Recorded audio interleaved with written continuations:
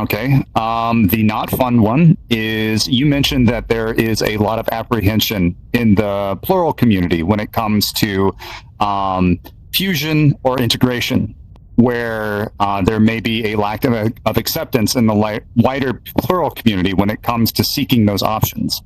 Do you find that that is more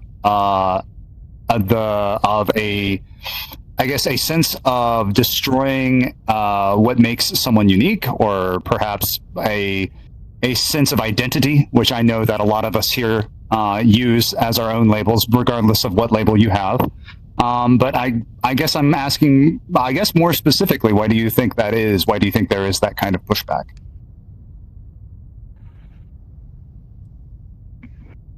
Okay, this is a long and storied history, and I'm going to try to condense it as much as I can.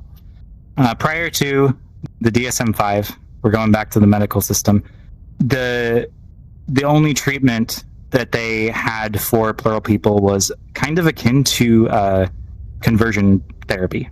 It was pretending, it was gaslighting.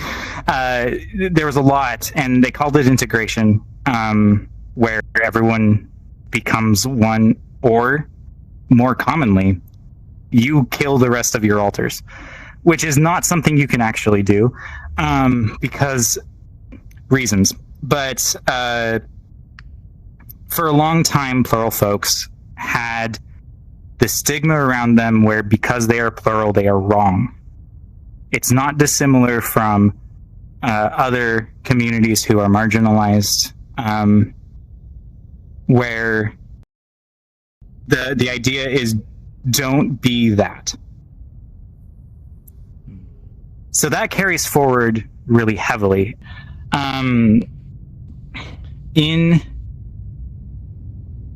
the plural community, there's a pretty big divide still today about there's a camp that believes that systems only exist within a medical context, and the only way to go is with treatment. And what they mean by treatment is either integration or fusion, which, and if you don't get diagnosed by a medical professional, you can't be plural. Or if you don't have these very specific symptoms, you can't be plural. It's very similar to transmedicalism, if anyone is familiar. And it works on this idea of shared trauma, and it works on the idea that my pain is what makes me real. And I would argue that when you're plural or trans or anything, you make you real. When folks talk about integration and folks talk about fusion and get really defensive, it's because for many, many years, the way plural folks were studied was unethical. It's because for many, many years, the way plural folks have been treated was unethical. And so the hesitancy to say treatment at all, because you believe that treatment means that, is why it's so traumatic for some people. A lot of older LGBT folks don't say the word queer for that reason. But as treatment for DID and OSTD specifically has gotten better, that the treatment paths are more optimistic and the understanding is better. There's a lot of places in the medical system that do it well, and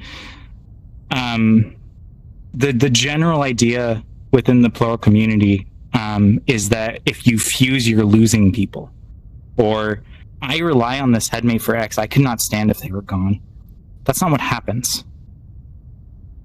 In fusion, you don't have everyone fuse into you, or you're not fusing into someone else.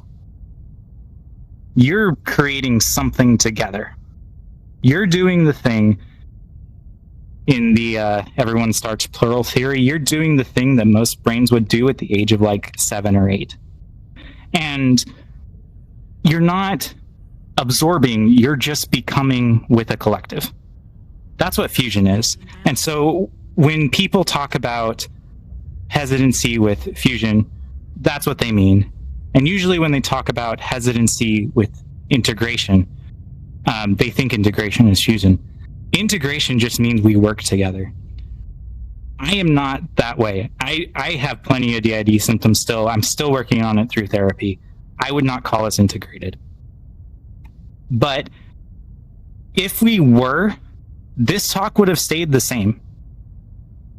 Everything that I said about how we function, other than the things that are difficult, would have been the same. You're not losing anyone. And that idea is so prominent that if it gets mentioned in forums or online or in Discord or whatever, the people still will come after folks for saying they're going for it.